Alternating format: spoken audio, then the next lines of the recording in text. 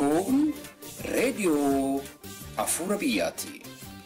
Radio Afura Biyyaa dhimmoota Oromoof Oromiyaa laallatan irratti torbanitti si'a tokko sagantaa garaagaraa qabattee kan dhiyaattu madda odeeffannooti. Kun Radio Afura Biyyati. Jawar umrin kee meeqa? Umri kiyya Madina Miroo. Obbo Muhammad ati yoo umrin kee meeqa? Israel bar Jawar fuudhee jiraanii waan fuudhee yoo umri kiyya Madina dubartiin irraa baqattee kamta. Israel umri fiiqiisan gaafatan jedhanii kana nurraan dhiibtu. Lakki Abu fakkeenya gaarii ta'aa jirtu dargaggoo Oromootiif.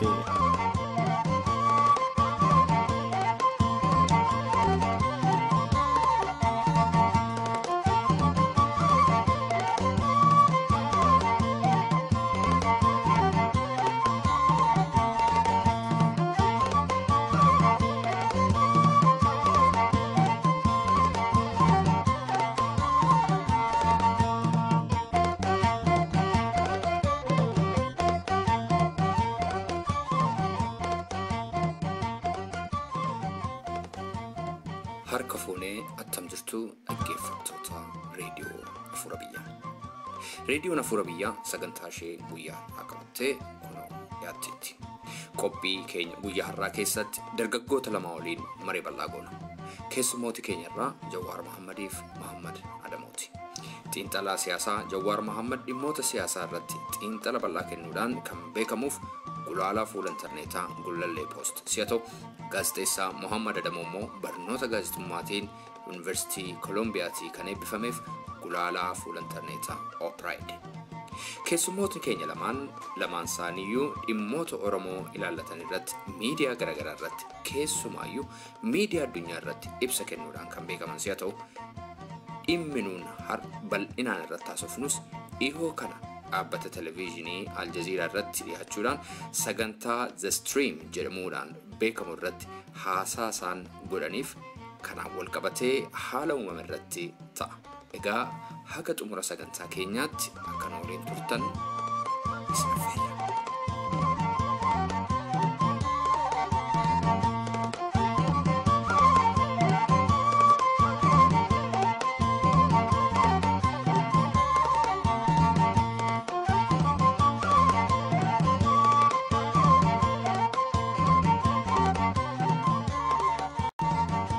Obbo Jawwaariif Obbo Muhammad Ademoo lamaan keessaniyyuu keessummaa raadiyoo Afura Biyyaa ta'uudhaan dhiyaachuu keessaniif maqaa dhaggeeffattoota raadiyoo Afura Biyyaatiin hedduu galatoomaan jedhaa baga nagaan dhuftanii.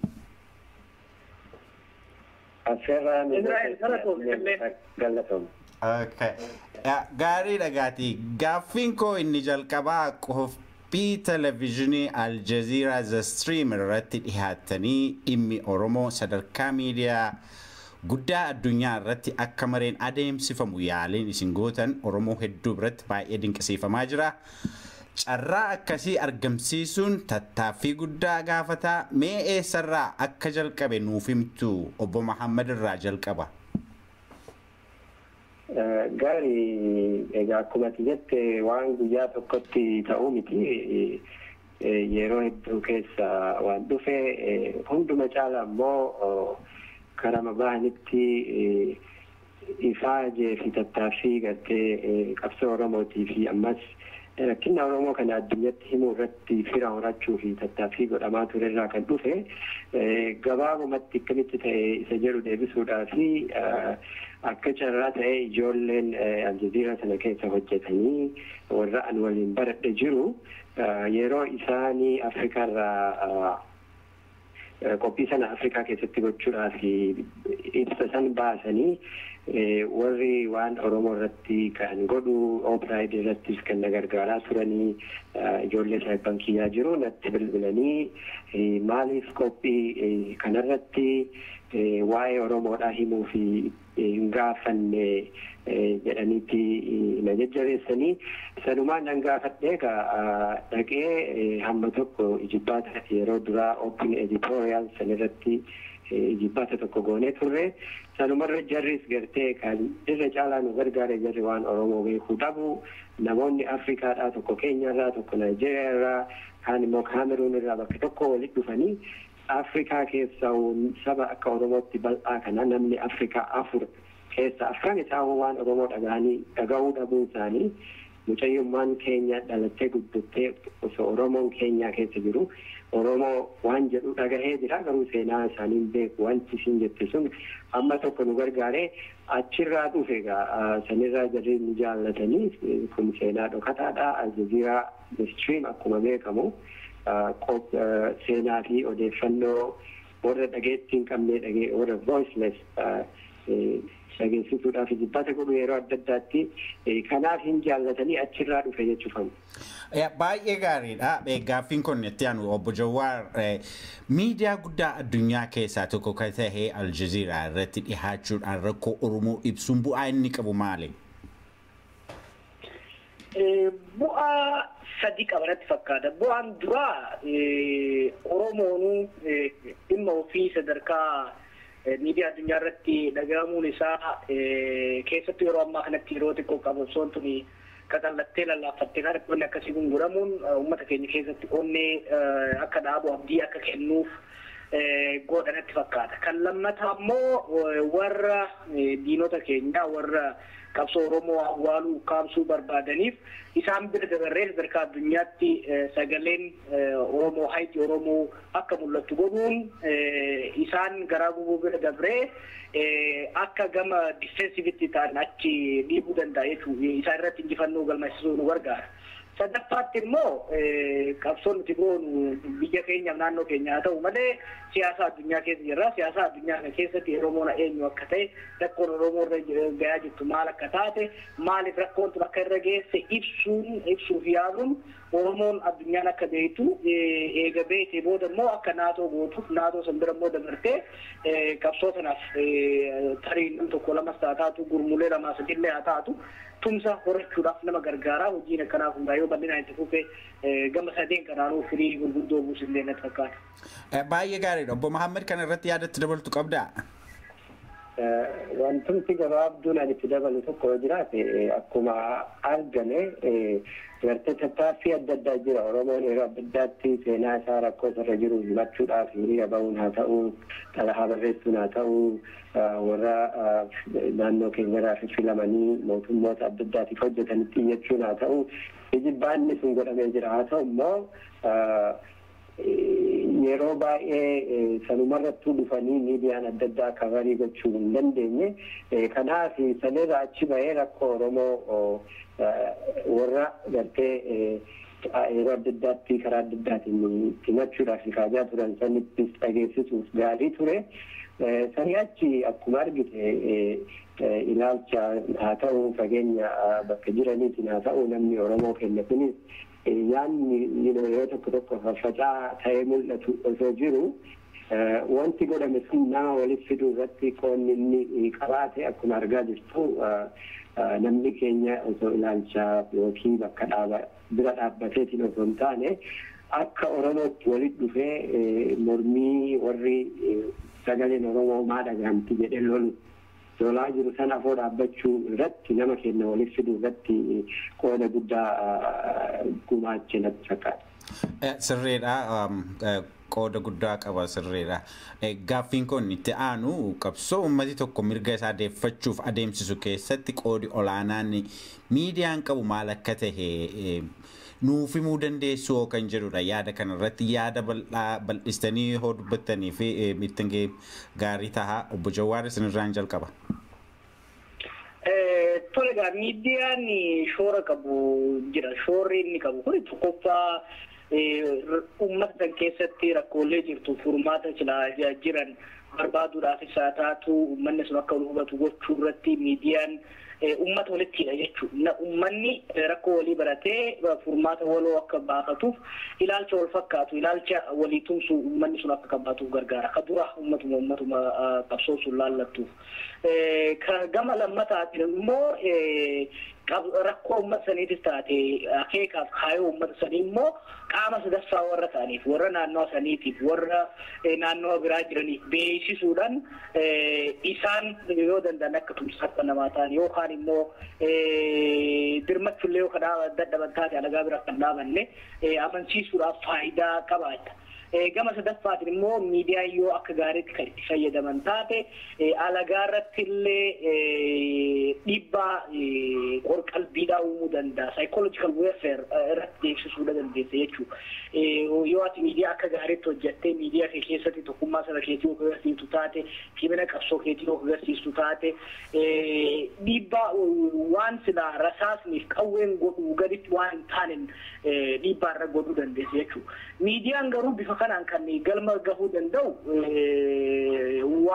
yoo tokko yoo hojiin qabatamaan dachirra jiraatee lafarra jiraatee bifa saniin wanni ati jettu sun haga tokko dhugarratti yoo hundaa'u taate haga tokko waan mul'achuu danda'u tokko irratti yoo geessitu akka haqaaraati jechuu akka waan miidiyaa jechuun waan dhugaa jiru tokko ittiin martee nama ittiin gurshitu jechuudha ittiin mi'eessitu jechuudha garuu yoo wanni sun wanni yookaati martee afaan nama keessu yoo foon keessa jiraachuu baate mi'aawu jechuudha kanaaf miidiyaan yoo hojiin qabsoo qabatamaa dachee irratti godhamaa akka jiraatu taate bu'aa buusa jechuudha gama miidiyaa kana irratti qabxii takkaa lama tuquudhaaf waan afur hubachuu barbaadna miidiyaa yookiin immoo communication hogga jennu ka dura ergaa message ati dabarfachuu barbaaddu sun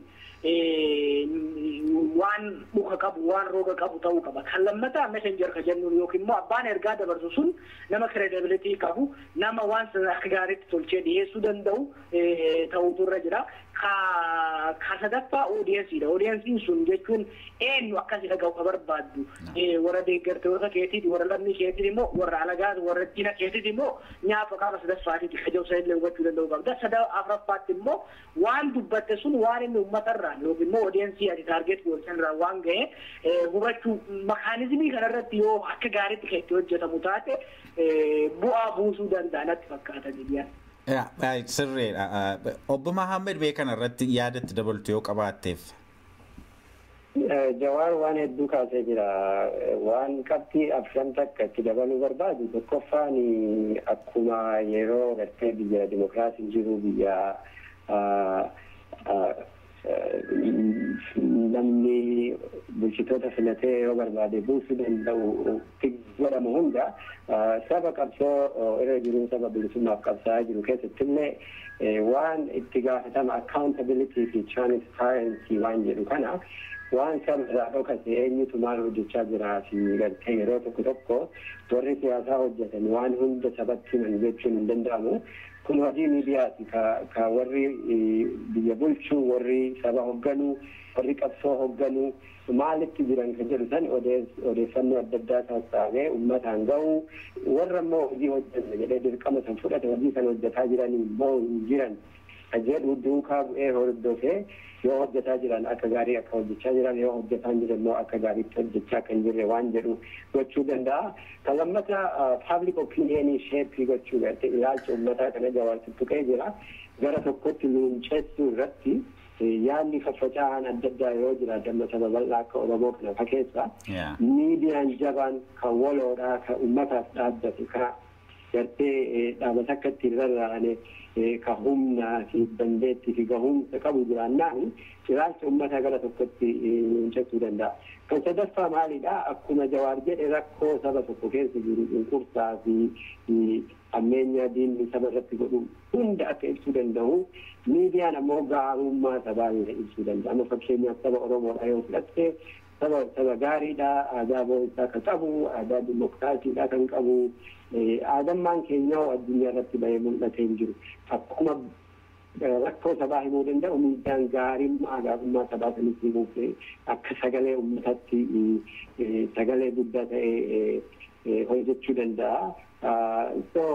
Kanaaf atiinki akkuma jawaarsitti tuqetti san hunda gochuudhaaf biyya keenya keessatti jireenya akkasii hin argamne biyya san keessatti waan guyyaa guyyatti deemu waan sabni Oromoo keessa jiru gaarii sammeenya isaa san miidiyaan godhu dur waahuu waan afaan Oromootiin hojjetamaan turre anjaan sun hin turre ammallee biyya Itoophiyaa san keessatti yeroo amaarri yoo tokko cufan tokko banattu Oromoon gaazexaa tokkollee banatee hojjechuu dadhabuun kun amma tokko waanuma irratti hojjechuu qabnu garuu qoonni miidiyaa kana fakkaata jechuudha.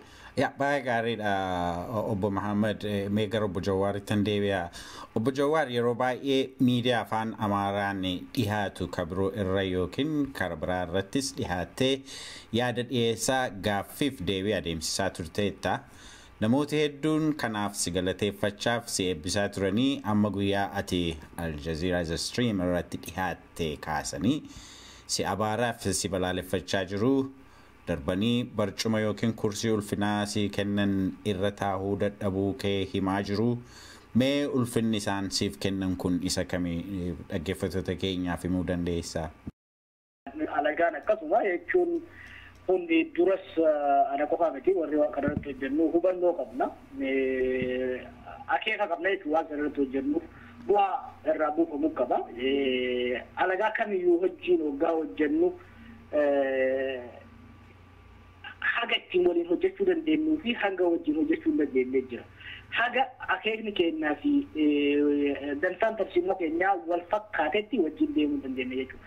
Gaafa dantaan teenya keessattuu core national interest waan dhufe waan ta'e irratti gaafa wal dura dhaabbachuu conflict of interest gaafa uumame addaan bahuu qofa osoo hin ta'in walli qophiillee garagaluuf teenya jechuudha. Kun siyaasa addunyaa keessatti waan jiru. Kana sababa kanaaf waggaan jara an qofaa miti namoonni adda addaa waggaa waan kana jara wajjin geej godhu waggaa eegallu akeeka qabna turre waa'ee qabsoo Oromoo kana haga tokko jarri kun dhiiroo wallaala dhaburraa immoo xiqqoo hubachiisuu qabna kan jedhu akka tokko ture. Lammata immoo beeki afaan kanaa fi eenyummaa inni kana jalatti saboota fi namoota waa'ee Oromoo kana jibbuma isaan oofan qofaan ijji haguugamtee achi keessa jiru jira jechuudha. Kanaaf tooftaadhaan achi keessa seennee miidiyaa isaaniitti karama isaanii keessatti manuma isaanii keessatti akeeka qabsoo Oromoodhaa ibsuu waan ilaalcha negatiivii achi keessa guddate isaan haga tokko keessaa gadi walleessuu ka jiru akeeka hedduu baafannee achi keessatti qabaturre sochiisuun har'a haa taatu boru haa taatu gaaf tokko barcumni sun akka ka'u dhuma beeknaa garuu haga irra teennetti akka gaariitti itti fayyadamne amma faatee haga deebi'u. Baay'ee gaariidha. Obbo Muhammad amma haala baay'eetu mul'achaa jira. Oromoon hojii guddaa isin dalagdaniin wayitii boonu. Karaa biraa garuu faallaa isaatu mul'ata. Oromoo irraa dhuunfaatti deeggarsa isin argattan maal fakkaata? Warra faallaa Oromoo dhaabbatan irraa dhuunfaatti waan isin irra gahe maal? Jechuun waan warra faallaa Oromoo hojjeturraa wanti dhagahamaa jiruu fi ammayyuu itti jiran suni waan haga tokko waan hin eeggaminii miti jechuun is obvious akkasitti akka rispondi godhan beekamaadha har'arraa miti. Durirraa kaasee sagaleen Oromoo maaliif dhagahamaa maaliif Oromoo ofiin jettanii isin Itoophiyaa jedhanii wacuun kun hanga tokko eegeeman ture haa ta'u immoo haga sunda baay'ee haga sunda bal'aa jedhee yaadne keessaan immoo warra mootummaa kanaan morminaa warra gartee mirga pireesii biyya saniitiif mirgi ilma namaa biyya san keessatti kabajamu jechuudhaan sanaan dura wal quunnamtii waliin qabaachaa ture keessa namoonni hin eegin tokko kan deemanii warra wachuu san keessa seenan arguun sun haga tokko gartee eenyuudha firrii dhuguma jarri kun rakkoon pireesii biyya san keessa jiru nama hunda qaqqabaa. Kanumaa fi sagalee Oromootti siqan immoo dhuguma waan jedhan kana itti amananii waan jedhu hanga tokko gaafii narra buufee jira. Kaan dhiibbaan gara isaaniitirraa nurra ga'uu dhuma hin jiru because wanti nuti goonu waan isaan irraa arganne miti waan gartee fira horachuu fi hojii keenya hojii mataa keenyaa hojii manee keenyaa hojii manaa keenya hojjennee argamuurraa waan dhufe. Kunis gara fuulduraattis dhufu jiraatu jamaan akkasii aaraa deemu garuu isaaniif immoo akka dubbii soogiddaa ta'anii yoo yaa soogiddaa ofiif jettu mi'aayi yookaan dhagaadha jedhamtee darbatamtaa dubbii jedhamsanii yoo barbaadanii Oromoo wajjin hojjechuudhaaf biyya sana immoo akka jirtu kanatti gara fuulduratti sossoosuuf hawwii qaban taanaan akka jedhan san mirga dhala namaaf mirga fireetiif quuqaman taanaan Oromoo wajjin haa ta'uu danda'u sanarra jira.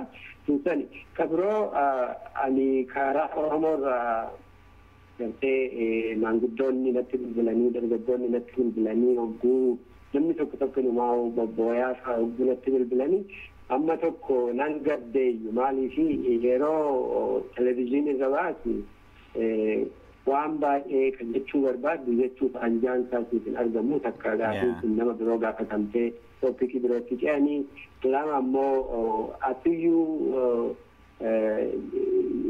hunda jechuun dandeessu yeroo isaa gabaabaa waan ta'eef dhaabu I wish we've done more caalaa osoo goonee jedhee waan irra bulee jira ta'uu immoo abdiin guddaan irra bulee amma haga lolli jawaan irratti baname kana dargaggoota Oromoodha kan gartee tanaan dura waanuma Oromoo kana waan nu barreessinu kana yeroo baay'ee iddootiin gootan kana akkasumaatiyyuu hubattu dargaggoonni akka walii daddabarsan fa'aa yeroo gaggaafannu namni yeroo dhabuurraa haa ta'uu waan kanarraa muuxannoo dhabuu haa ta'uu kan sallisanii riqebshinii gaariin ture.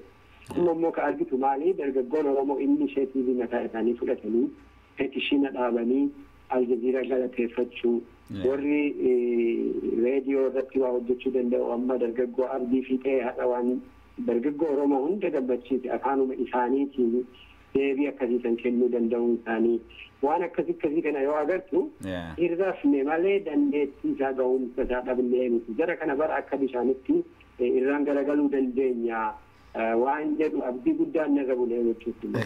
Sirriidha. Mee obbo Jawaarati hoo mee karaa kee dhuunfaan Oromoo irraa deeggarsi ati akka dhuunfaatti argite jira. Warra faallaa Oromoo dhaabbate irraa dhuunfaatti wanti sirra gahe yoo jira?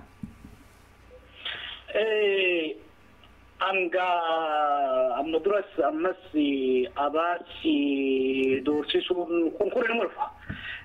Garuu san it comes with territory and waanuma hojii akkana keessa hoggaa jirtu waan dhufu waan akkasumara nama naasisee nama sodaachisu osoo hin ta'in waanuma amma duraa santu amma dura yeroo hedduu warra wayyaanotaati irraa dhufa amma immoo jira asaan kana irraa dhufa.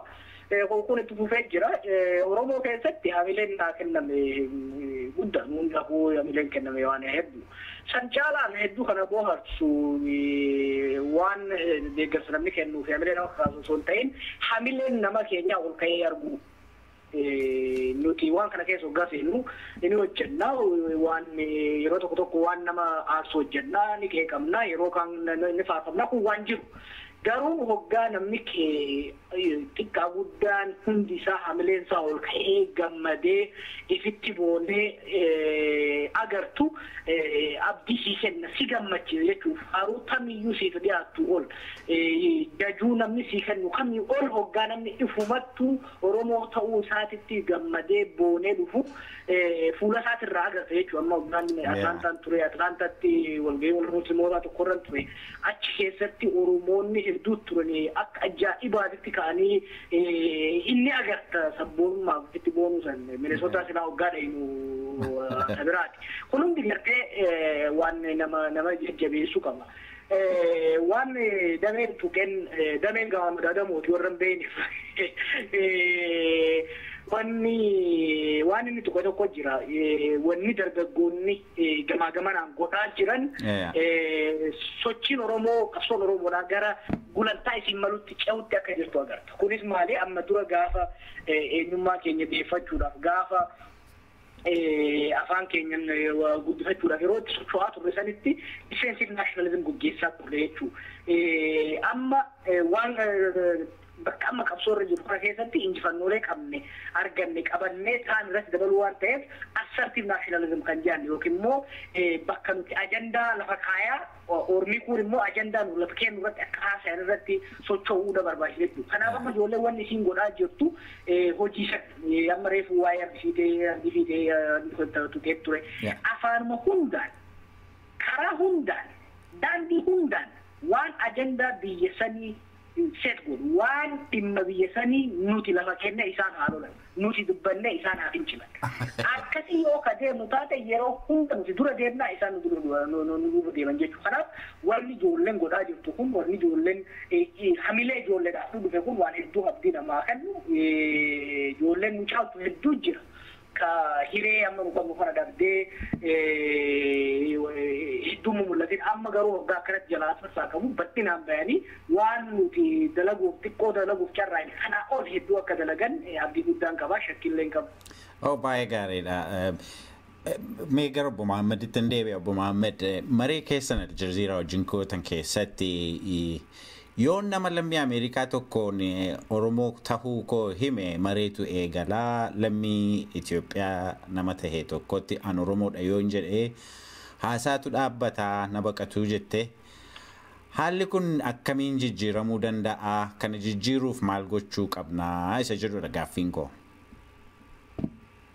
I think akkuma amma Jawaar jedhe sani Oromoon wama isaan godhametti reaaktii gochuu hafee proactive taanee nuti hojjenne isaan akka keenyatti reaaktii godhanii achi yoo geenye akkuma reefuu jedhe san yoo ofiif barbaadan yoo biyyi sun akka jiraattu barbaadan yoo nageenyi daangaasanii akka ollaatti illee wajjin jiraachuu yoo nagaan barbaadan sodaa sana gartee kollifachuu yoo an Oromoodhaan itti amnaa habasha badhaan Oromoo yoo jetteeni gara birootti utaaluun sun yookiin nama qoqqoodanii isin saba biroo jibbitanii akka waan qabsoon Oromoodhaa diina irratti nama biroo irratti ka ta'e fakkeessuun suni ni dhaabbata garuu wanti gochuu qabnu maal gochuu qabna kan jedhamu irratti fakkiin Oromoo jabaachuu qaba kuni gaariidha momentamii gaarii jira amma yeroo tokko kun dalateedhaaf ammannee bobboonyee wawwachinee manaddeeguu nurra hin jiru waan kanarraa wanti tokko baratame waan seenamee ta'e gara fuulduraatti jajjabaachaa deemuun nurra jira namni Oromoo hundi karaa bahe hundatti warri joornaalizimii fi warra oduu xiinxallu duwwaa maali siyaasa xiinxallu duwwaa osoo hin taane namni Oromoo bakka deemu hundatti waan isarraa eeggamu yoo godhe jijjiiramaa deema yeroo Oromoon of gahee humnoomee gartee ofiin boonee asitti injifannoolee hangaraatti argaman wanti duubatti deebisu hin jiru dhibee qabsoon Oromoo gamasitti gaafa tarkaanfate ofumaaf jedhanii nutti dhufu isaan sun nu kadhachuu eegala nuti immoo yoo isaan nuun haasa'uu barbaadan wal gaarii yoo isaan nuun haasa'uu barbaadan waanuma itti nama dhimmisiisu miti garuu hojii keenya hojjechuun nurra jira humnaas dandeettiis qabeenyaas isaaniif gadi hin qabnu hojiin isaan caallee argamuun nurra jira hanga ammaatti karaa hojii ispeeshaalii hojii karaa miidiyaa fi kana yoo ilaalte nu caalanii jiru isaan obviously advanteejii bara dheeraa keessa horatan qabu not too late I think sanirratti jabaachuun nurra jira hojii keenya hojjechuun irratti fokatii gochuun nurra jira. Baay'ee gaariidha haaluma wal fakkaatu Obbo Jawaaraati illee mootummaan Itoophiyaa Oromofoobiyaa yookiin sodaa Oromoon sodaachisuu uumuu isaa dubbattee mee kana qajeelchi bal'isi dhaggeeffattoota keenyaaf ibsi kana jijjiiruuf immoo maal gochuun akka qabu mee fala karaa keessatti mul'atu lafa kaa'e. Egaa foobiyaa hoggaa jennu etnofoobiyaa yookiin oromofoobiyaa hoggaa jennu jibba dhugaarratti yookiin asirratti irrational hatred yookiin jibbaa fi sodaa of keessaa qaba jechuudha. Jibbaaf sodaa gurmuu uummataa tokkorra kaayamee haalli dubbiin uummata sadii hoggaa kaatu yeroo hunda jibbaa fi sodaarraa kaanii hoggaa dubbatan jechuudha. Xenofoobiyaa jechuu irraa dhufa. Jibba sanyii tokko sodaa sanyii tokko yaada jirurraa dhufa. Jibbi Oromoo sodaan Oromoo kuni walitti makamee wajjin deema. Seenaa wabbara yoo xiqqaate seenaa bara 200 qaba jechuudha. Gaafa Oromoon jara wajjin walitti dhufee walloluu eegalerraa kaasa jechuudha. Seenaa Itoophiyaa kana hoggaa laaltee akkaataan Oromoon itti kaayamu hanga har'aatti itti kaayamaa deemu hoggaa keessa deemtee xiinxallitu jibbaaf sodaan kun wal makamee akka itti deemu agarta. gaafa Oromoon dura dhaqee cabsu akka Oromoon farra civilization isaanii akka ta'e definitionummaan jecha Oromoo jedhu isaan kennan sanirraa ka'ee jechuudha. Eega nu cabsu gaafa nuti humna guddaa turre wanni turre warra bineeyyii hamaa turre jechuudha. Gaafa Magdalaa Pheedros Viktooriyaadhaaf katabe hoggaa gartu Oromoon abaarsa Waaqayyo badii abbootiin kiyya dalaganii nutti erga jedhee kaa'ee jechuudha. Wanni kun hanga ammaatti katabamaa deema beekta seenaa keessatti ijoolleen ammallee baratti infoormii godhe jechuudha loota isaanii kun. Eega Oromoon cabee booda immoo Oromoon dur sodaatan sun amma eega cabee booda bulchuu qaban. Bulchuudhaaf immoo maal yaada jedhu dhufee Oromoon sabaa gadiiti. Ummataa gadiiti. Ummata qarooma hin qabne, ka seenaa hin qabne, ka bishaan keessaa ba'e yaadni jedhu dhufe jechuudha. Kanaaf gadi galoo namaa gadi maa goota sii gad waan jiruuf rabbii jecha ol kaasu jechuudha. The civilizing mission waanuma faranjoonni Afrikaa irratti godhaa turan jechuudha. Gadi galoo. Amma hoggaa Oromoon ol ka'uu eegalu keessattuu zamana Xaaliyaanii yeroo Western Oromoo Confederationiin kun ijaaramuu eegalerraa san booda bibbiqiluun sabboonummaa gama bahaatitti gama raayyaatitti dhufuun turmoo hoggaa eegalu ka duraan irratti deebi'an jechuudha. Oromoon hamaan sun dhufe jechuudha. Gadi galoo sanirraa ka'e amma Oromoon hamaadha. Qarooma kenna kana balleessa jedhu kun jaaramaa dhufe jechuudha.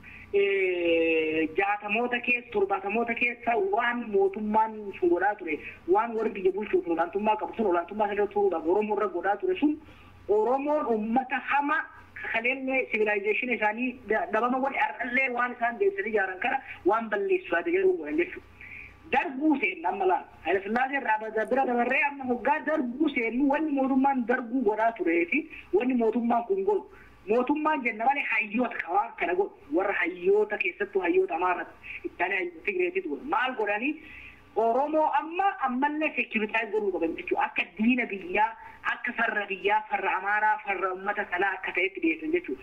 Yaada maal jedhu dhufee secessionist ummata biyya diigu yaada jedhu dhufee jechuudha. Gaafii Oromoo gaafiin qonnaa yoo ta'e secessionist. Gaafiin haadha ilmoo luuksittuu yoo ta'e secessionist. Kanaaf namichi kaleessa saabee ishee amma immoo secessionist jechuudha. Kanaaf wanni Oromoo yoo ka'u hunda dafanii kana jala darban. Warri wayyaanii hoggaa goo qabatu dura nu wajjin ilaalchisoo qabaataa turan. Amma angoo yoo qabatan waan warri isaan duraa sun jaareetii tolcheessanitti fayyadamuu eegalan jechuudha. Oromoo kaasanii warra biyya diigu, warra biyya jeequ, warra amma immoo teeroristi heerufaan dabaluu eegalan jechuudha. Kanaaf hoggaa jechi Oromoo kun dhufu warra eliitii gubbaa jiru keessatti beekaa tuttuqanii waan sodaa uummata isaanii keessatti bifa barruutti bifa amantiitiin bifa adda addaatiin mataa isaanii keessa naqatan waan beekaniif dhaqanii sodaa fi jibbasan tuttuqanii itti kakaasan jechuudha. Kanaaf hoggaa nuti Aljaziiraa irra dhayinu hoggaa nuti bakka hunda jechummaan Oromoo kun hoggaa tuqu. Beeki osoo nuti Aljaziiraa irratti hin haasayin dachiin dabsitee beeki. Osoo hin haasayin jechummaan Oromoo laal osoo nuti Aljaziiraa irra hin bahin waan ta'e hubaddaa. Biyya Masriititti ijoolleen Oromoo tumamtee kaatee nuti Oromoodhaa mootummaa Itoophiyaa kanaa hojii hariiroo kalleen qabdu. Jarri kun maal tumame haa dirmannuufi miti wanni jedhan. Wanni jedhan akkamitti nuti Oromoo dheettanii. Hedduun isaanii warri akkana jedhu immoo warra ofiifuu maqaa Oromootiin dhufee biyya jiraatu jechuudha. Kanaaf wanni jecha Oromoo jedhu kun hoggaa ta'uu sodaa fi jibba hamaadha. Hawaasa kana keessatti uuma jechuudha. Kana yeroo hunda warri biyya bulchuu fi warri qabsoota keenya duuba deebisee olaantummaa kaleessaa san deeffachuu barbaadu dhaqanii madaa sodaa uummataa kan saayikooloojii isaanii keessatti tuqanii akka bifa kanaan nurratti duubsan jechuudha. Kana immoo kan irraa haaduu dandeenyu isaan nu jibbanii isaan nu sodaatan jennee jala sheelliqannu jala fixxeenyu wanni nu goonu duuba of jaalachuu jechuudha. Sabboonummaan teenya sabboonummaa saba fi Oromoo jaalachuu irratti hundoofte ta'uu qabdi jechuudha. Sabboonummaa waa lama qabdi. Takka saba fiitiin boonu kalammataa saba fii boonsuudhaaf hojjechuudha jechuudha. Dura dursoo waan qabnu aadaa qabnu qabeenya qabnu miidhaffachuu akka gaariitti kaa'achuu nama ofii ol kabachachuu ol guddifachuudha qabna jechuudha. Kanarratti yoo ka fuulleffannu taate yoo Oromoo ka boonsinu taate keessatti sanbooda gaafa nu humna ta'a wal jaalachaa hoggaan dhufne jibbii isaan nurraa qaban kunillee ofiinuu jijjiiramaa deematti fakkaata.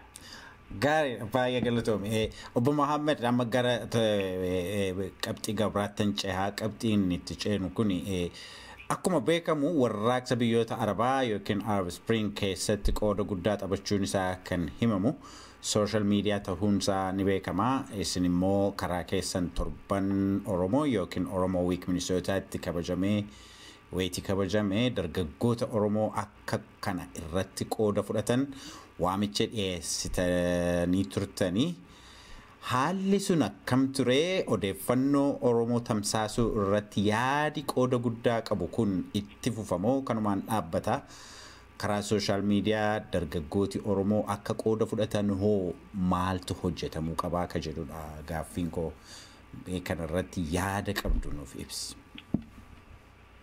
Akka nuti ilaallutti teknooloojiin amma dhufe kuni teknooloojiin intarneetiidhaan paawar ta'e kuni akka itti miidiyaan hojjetamuu fi durgartee namni gaazexaa bitatee waraqaa dubbisaa amma sanirraa dabree intarneet irratti hunduma isaa argachuu dandeessa. Kanaaf namni gaazexaa iyyuu bituu dhiisee jira jechuudha biyyoota gurguddatan fa'aa keessatti. Biyyi keenya achi geette jechuun rakkisaadha. Haa ta'u immoo biyya akka Itoophiyaa san keessatti biyya gartee yoo hafuurallee baafatte yakka ta'u san keessatti namni keenya dhumaa'uu odeeffannoo xinnoo yoo taate karaa sooshaal miidiyaa kana argachaa jira. Namni immoo akkuma baratuun akkuma teknoolojii kana arguuni namni keenya hedduuni gara intarneetii kanaanii moobaayilitti gargaaramee karaa adda addaa warri kompiitara qabu kompiitaratti gargaaramee karaa teknoolojii kana dhufaa jira. Kanaaf atiinki humna isaa hagammaa keessaan Oromoo eliit warri gurguddaan warri keessaa baratee fi hayyoonni Oromoo waan hubatan natti hin fakkaatu. Waan biyya Masrii fi kaaba Afrikaatti ta'e san akkuma jirutti ta'ee humni kana keessa akka jiru kiliikii gootee namaa waa sheerii gochuu waa dabarsuu waan wal dhageessisuu sanirraa humni guddaan akka jiru waan hubatame ta'u. Ammoo biyya keessatti qophii musliimota biyya san keessa jiran kan waggoota tokkoof walakkaa kan gahuuf deemaa jiru sana yoo laaltu amma tokko yaadni isaa fi ilaalchi namoonni sooshaal miidiyaa kanarraa qaban jijjiiramaa dhufaa jira. Kanaaf gara biyya alaa kanatti yoo as deebine kan nuti gochuu yaallee gaafa torbaan Oromoo san deemaa jiru akkuma beekamu torbaan Oromoo irraa namoonni hirmaatan hedduun isaanii dargaggoodha. Dargaggoon immoo hedduun isaanii 99% telefoona harkaa qabu, telefoona intarneetii qabu. Kanaaf kan nuti gaafanne viidiyoo waraabuu dandeessaa, footoo kaasuu dandeessaa.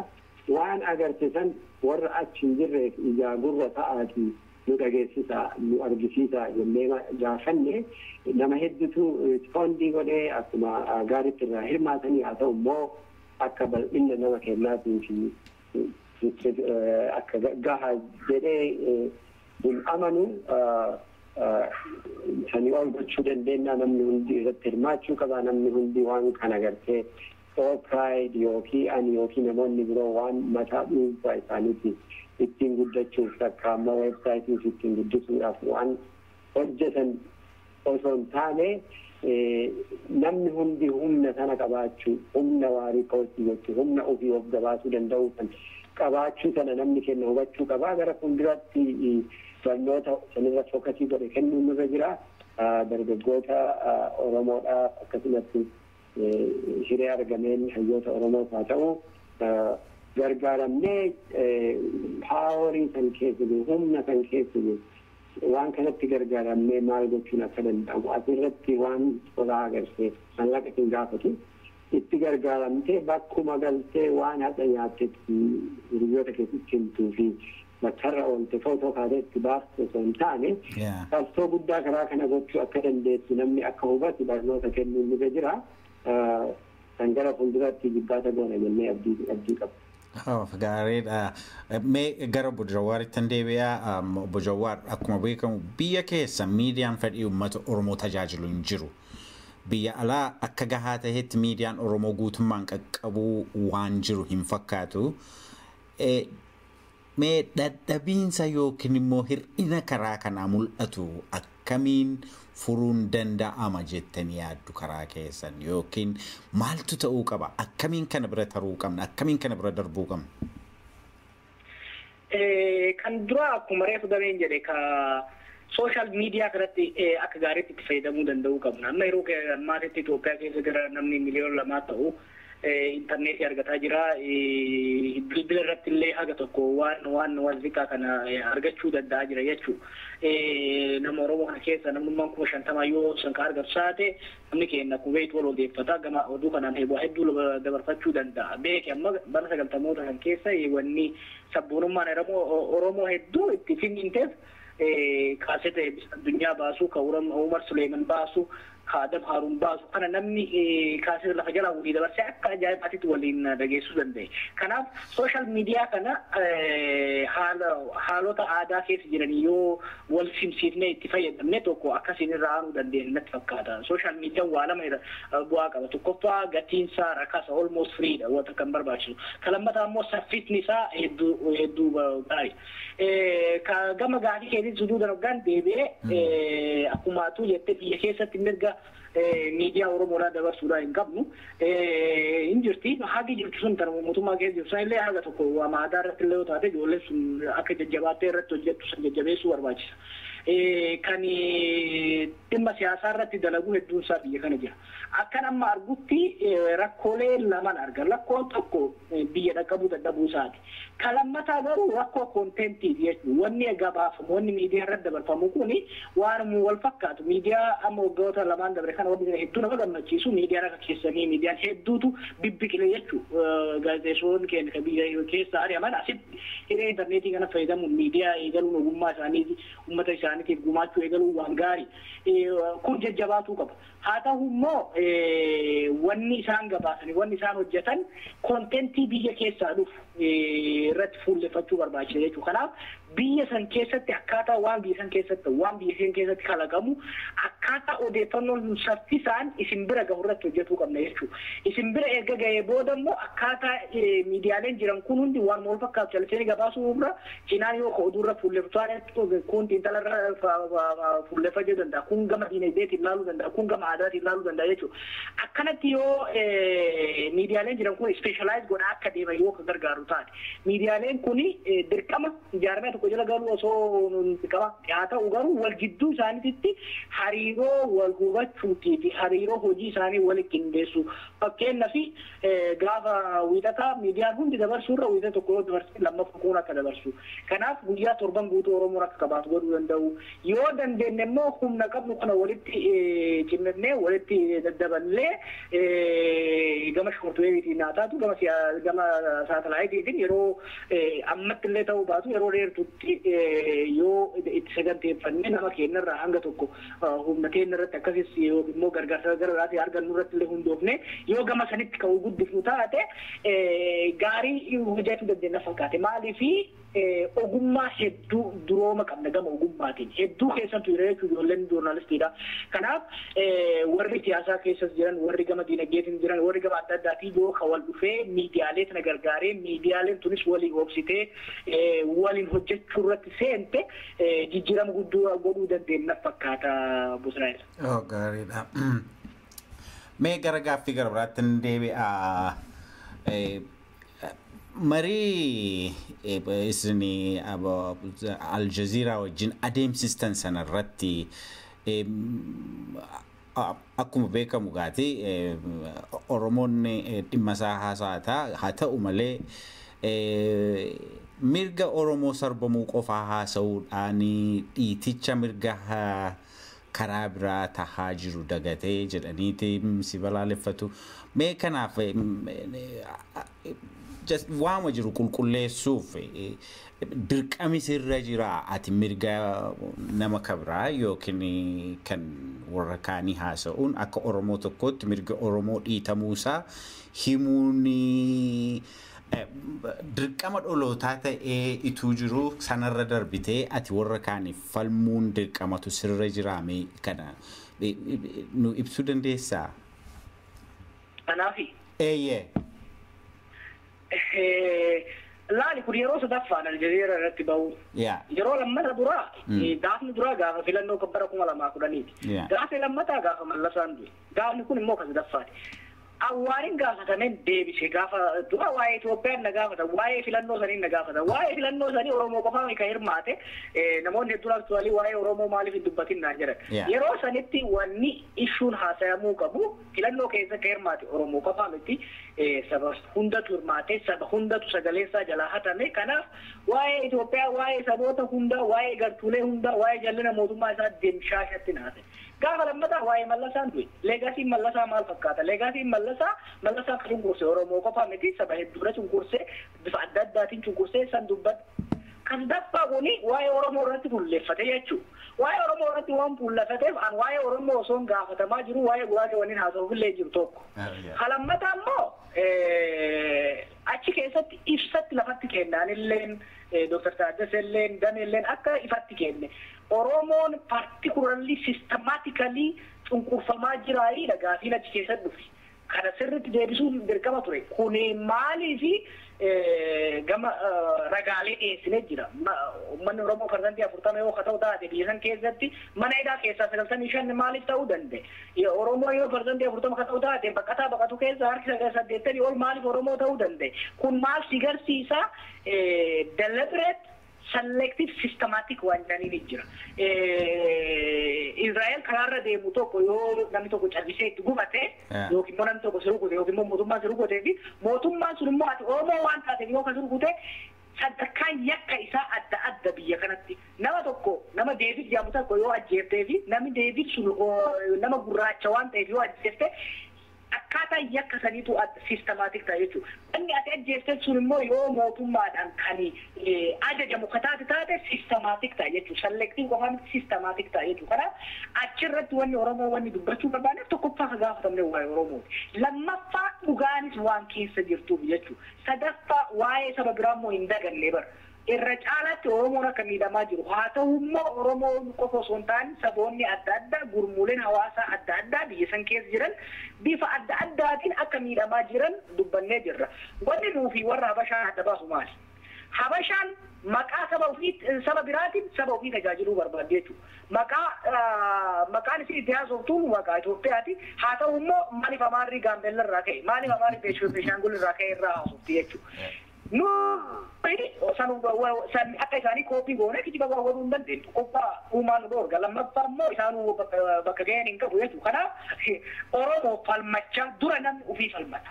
Nama ibiddi yoo si qabate mana keessatti dura mana keetti irraa dhaamsita. San booda ollatti dirmata jechuudha. Mee abbaa fedhe agarra ka odoo manni isaa gubatuu mana ofii dhiisee ollatti dirmatu. Kanaaf waanuma uumaan nu gaafattu goone waanuma haala bakka sanitti qophaa'ee goone gara fuuldurallee kanuma goone jechuudha. Yoo ibiddi waliin nutti qabate immoo waliin ofirraa dhaamsina. Gaafa qofatti qabate immoo usi qophaa ofirraa dhaamsina jechuudha.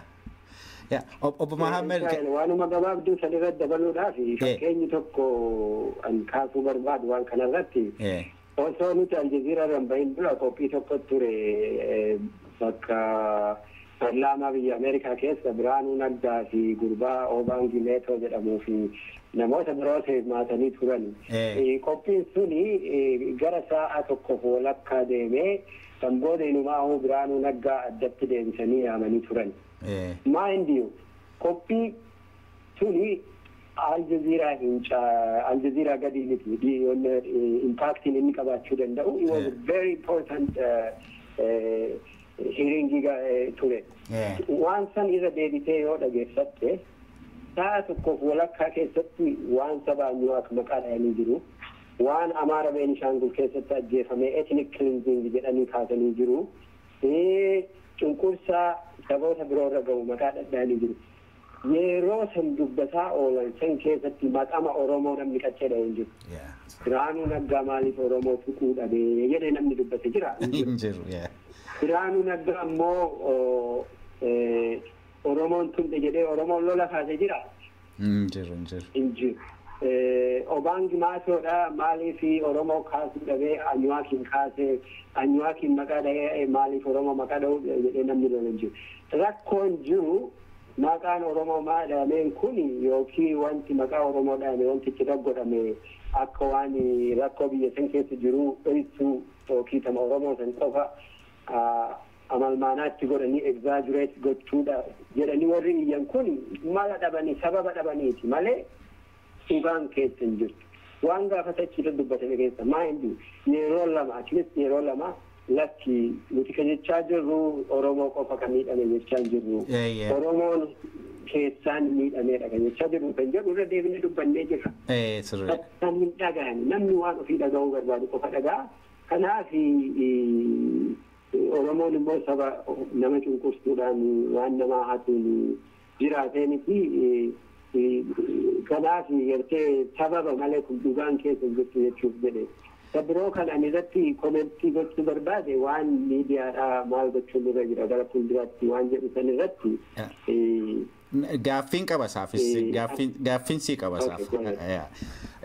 Gaaffiin koo maa inni akkuma beekamu mootummaan Itoophiyaa miidiyaa kan biroo kaamsuudhaan miidiyaa propagaandaa kan mataa isaa babal'ifachuuf horii guddaa dhangalaasaa jiraachuu isaa hundumti keenya beekna. Seera ukkaamsaa baasuu bira taree daangaa cehee tamsaasa TV fi reediyoo haga jaam gochuutti gaheera. Ogeeyyii Chaayinaatiin gargaaramee internet sensor gochuuf the great firewall ijaaruun isaa hin dhagahameera. Mee kan hundumaa bira cabsee darbee uummata qaqqabuu kan danda'u miidiyaa jabaa tokko Oromoon akkamiin argachuu danda'a isa jedhudha gaaffiin koo. Kun gaariidha. Akkuma jette mootummaan Itoophiyaadhaa biyya san keessa qofa osoo hin taane Itoophiyaa televezyiinii kana babal'isanii East Afrikaa hunda kabarii gochuu akka danda'anitti hojiin kun waggaa tokkoof walakkaa dura jalqabame san babal'isanii Keenya, Ugaandaa, Ruwaandaa fi kana hunda kabarii gochuu akka danda'ani san irra dabree biyya alaatitti gaazexeessota erganii waan Itoophiyaa ilaallatu biyya alaa keessatti deemu akkuma warri Aljazeeraadhaa warri CNN'dhaa biyya adda addaarraa nama qabu godhachuudhaaf sagantaa qabu san irratti hojjechaa jiranii san akka gaarii jette karaa biroo immoo warra gartee maqaa Oromoo dhooftan jedhee iyyuu kana yoo ilaalte isaanis akkasuma mallaqa karaa adda addaarraa walitti qabuudhaan hawaasa isaaniirraa walitti qabuudhaan gaazexeessitoota isaanii kan faffacanii biyyarraa wayyaaneen ariite walitti qabuudhaan isaatii kana banatanii jiru. Isaatii kan amma inumaa'u Oromootu dhageeffataafii jira jechuudha. Maaliifii alternatiiviin biroo waan hin jirreef. Kanaaf kan nu gochuun nurra jiru yaa Israa'el namni keenya isaanii gad barate hin jiru. Nama gaazexeessummaan illee barate hedduu qabna. North America alone amma gadda qophii tokko irra naayamanii akkanatti himanitti gaazexeessitoonni Oromoo nama 50 jira jedhu North America keessa duwwaa. Namni keenya kan duroomees hedduu jira, kan biizinasa qabu hedduu jira. Kanaaf wanti gochuun nurra jiru anis waan danda'e akka nama tokkotti akka nama Oromoo tokkotti itti dhukkubsadhee hojjechuu nan danda'a. Atis ijoollee kee guddifachaa waan goofu that is now what we need. Wanni nuti barbaannu namni keenya mataan jabaachuun akkuma jirutti ta'ee dhaabbata ijaarsa jabaa tokko nu barbaachisa. We need institution. Institution journalism jabaa tokko gadhaabachuu nu barbaachisa. Ayyoo goon immoo gartee garee kanatti hirkate garee sanitti hirkate osoo hin taane kan waloodhaa kan sabaaf dhaabbate. Oromoon marri keessa of arga. Oromoon hundi kun keenya gartee keenyaa fi kawarraatti waan adda addaati. Keenyaa fi keessanii waan adda addaati. Namni hundi kun kiyyaa kun keenya jedhee ownership kan fudhachuu qofa osoo hin taane keenya jechuu qofa osoo hin taane irratti hirmaachuu qaba, guddisuu qaba, jabeessuu qaba jedhee namni keenya irratti hojjetu dhaabuun nurra jira. Karaa sanii amma tokko jibbata gochaa jirra warroota karaa adda addaa sosocho'aa jiran hanga at least garee afurii tokko wajjin haasaa ongoing conversation qabaachaa jirra. Hopefully Oromoon hundi irratti dirmatee nu gargaara jibbata jedhu qabna. Yoo hawwiin jiraate yoo hawwii fi fedhiin jiraate humni hin jira wanti hojjetamus ni danda'ama. Yoo amaartii gartee satalaayitii arabsaatirraa bitattee Itoophiyaatti dabarsuu dandeette Oromoon san hin dadhabu sanii ooluu gochuu dandeenya. Wanti jiru immoo gartee kutannee ka'uun nurra jira. Eebaluun kun nama akkasiiti, eebaluun kun nama akkanaati. jennee walumaa quba qabu osoo hin taane walitti dhufnee waan professional ta'e tokko namni muuxannoo waan kanaa qabu waan gartee Oromoo qomaaf godhamu osoo hin taane taargeetii kennamuudhaan isaa afaan Amaaraatiin warra afaan Amaaraa dhaggeeffatu taargeetii gochaa afaan Ingiliziitiin warra afaan Ingilizii dhaggeeffatu taargeetii gochaa afaan Oromootiin warra afaan Oromoo dhaggeeffatu taargeetii gochaa akkasii hojjechuun nurra jira. I hope wanti gidduu kana godhame ilaalchaa fi hawwii akkasii nama hedduurra waan bulche na fakkaata. Kanaaf warri fedhii akkasii qaban karaa keenya yoo kun naman haasasan gara fuulduraatti deemachuu dandeenya. Most of all rakkoon dhaabattee naman hedduu baratti eeggachuu dandeenyu amma yookaan yoo goone yoo amma hin godhin immoo gara fuulduraatti gartee rakkoon Oromoo hiddi isaa babal'achaa deema. Sanirraa amma tokko dandamuu dandeenya jechuudha. Baay'ee galatoomne gaaffii deebii gaariidha. Hundumti keenya iyyuu haala kanarratti hojjechuun barbaachisaadhuma ta'a gaaffii yerootis. Mee lachuu keessaniifan gaaffii tokko qaba. Lachuun keessan waan tokkichaan isin gaafadhaa hanga yeroo dhiyootti obbo Mahammad ati mana barnootaa turte isatti dabalattee Pride qopheessaa turte obbo Jawaar hojii dhuunfaa keetii dabalattee Gullallee Post qopheessitaa waltajjii adda addaa irratti dhiyaattee maree fi barnoota geggeessitaa kun immoo voluntarily Oromoo tajaajiluuf oola malee waan maallaqa irraa argamu miti. Mee yeroon hojii kana hundaaf ooluu eessaa dhufe kana mee dhaggeeffattoota keenyaaf himaame. Obbo Jawaar Raja. Internet irratti yeroo baay'ee dabarsaa inni yaa dubbatu isarraa hin korrojaa. Itti fufi Obbo Mahammad. Gaarii maal ta'e atiinki maal biyya kanatti wanti jiru tokko yeroo baay'ee waan jaallattu baradhu jedhani beektaa namni hundi doktora ta'uu hin danda'u namni tokko hundi looyara ta'uu hin danda'u. Wanti ani godhu kun is my love, the love of my life akkas biyya faranjii jedhutti jireenyi koo kanaan ala waan biroo hojjechuus hin danda'u ga'umsa isaas ittiin qabu. Is part of my life, half of your life kanumarra dabarsita. Sanirraa dabree ammoo gartee isa hojjedhu kana waan Afrikaa barreessuun waan Ameerikaa keessatti barreessuun kamallaqa naa fidullee hojjechuu numa hin danda'a amma tokko hojjechaatiin ture ammas ittuma jira jechuudha. Ammoo maalidha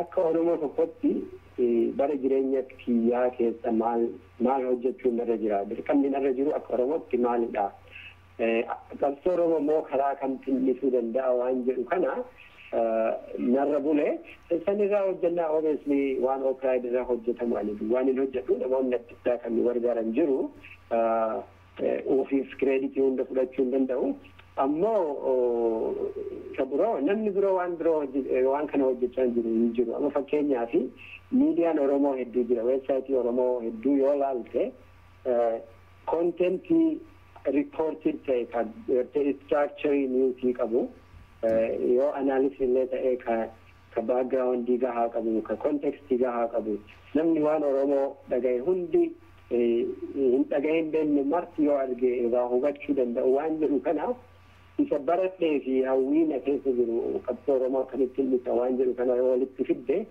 deemee isumatu akka nama sigaaraa xuuxuu kanatti suusisitti ta'a amma immoo deemee waan suusii sanatti ta'e fakkaata.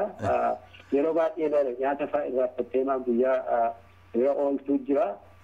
But at the end of the day hojjetamuu qaba yoo nuti hojjenne immoo eenyutu hojjeta waan jedhu obsaa kanneen achirraa kaanee jechuudha. Obbo Jawaar darabeen kan keessan egaa. Tole ani waan lamarraa hin ka'ee kanatti seene tokko dura akkuma beektu ani biyya Singaappooritti baradhe yeroo achi turetti hiree guddootu naa kenname sadarkaa addunyaatti ijaarame addunyaa guguddoo wajjin keessattuu waan dargaggootaa fi hawaasa jeequmsa qabu kana keessatti araara buusuu fi leenjii hoogganumsaa waan adda addaa kennuuf hiree baay'een argadheen ture waggaa lamaaf akkasumas waggaa lamaaf walakkaa eegalas dhufee illee tokko hojjedheen ture. wanni achirraa hubadhe tokkoffaani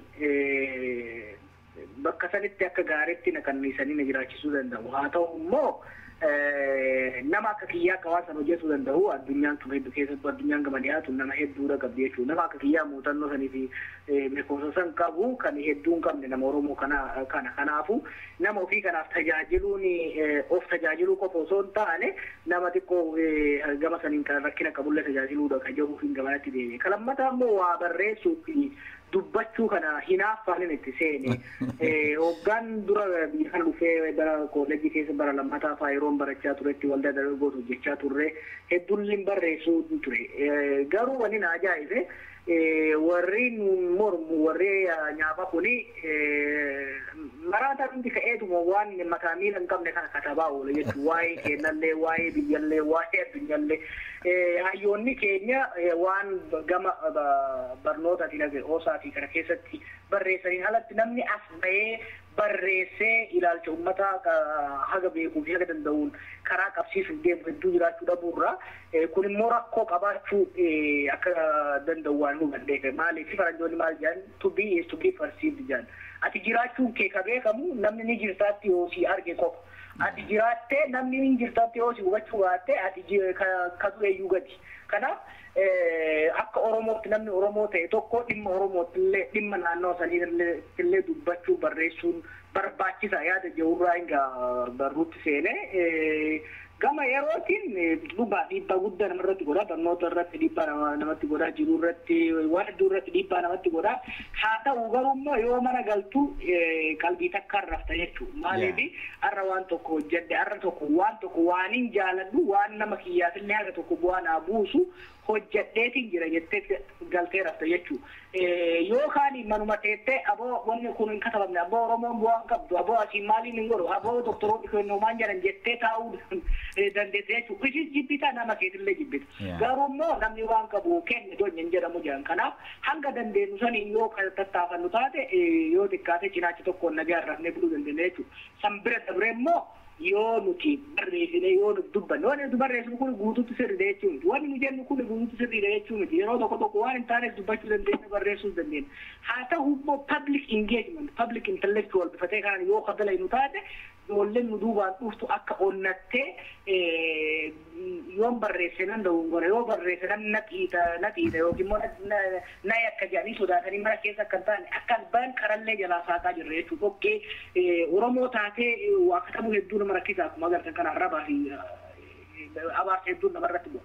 Abaarsa kana yoo karaa haxoofne adeemnu taate ijoolleen nu duubaan dhufte kan nu caalaa hiree qabdu kan nu caalaa beekumsa qabdu kan nu caalaa qaroo hedduu jechuun miliyoonotaan jalaa ol bayaa jiru jechuudha. Yoo karaa kana xiqqoo mallee taatu jalaa kasaa hin taate isaan aspaaltii godhatanii uummanni hundi akka irra gubatu karaa banuu danda'an waan jenneef kanaatti jarraayi. Baay'ee galatooma. Dhumarratti gaaffii tokkittiin isiniif qaba. Gaaffiin koo obbo Jawaar umriin kee meeqa? Umrii kiyyoo. Kan umrii kiyyaa amma 27. Obbo Mahammad ati hoo umriin kee meeqa? Israa'el Jawaar fuudhee jiraanii waan fuudhe yoo umrii kiyyaa amma dubartiin irraa baqatte kam ta'a? Israa'el umrii fi kiisan gaafatan jedhanii kana nurraan dhiibtu. Lakki aboo fakkeenya gaarii ta'aa jirtu dargaggoo Oromootii fi baay'een isin galatoomfadha. Obbo Jawaar Mahammad obbo Mahammad Adeemuu keessummaa raadiyoo Afuura Biyyaa ta'uudhaan dhihaattanii gaaffii keenya hundaaf deebii quubsaan nuuf kennuu keessaniif maqaa dhaggeeffattoota raadiyoo Afuura Biyyaatiin hedduu galatoomaan isiniin jedha fayyaa ta'a.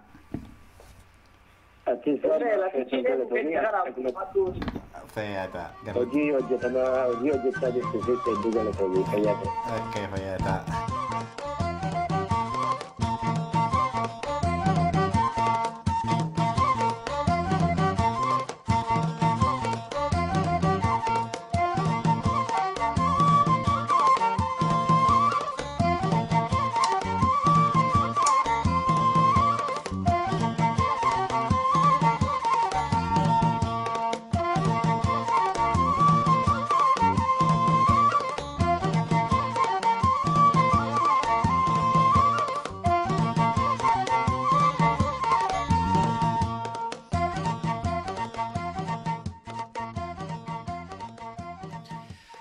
Dhaggeeffattoota keenya qophiin keenya har'aa kanuma.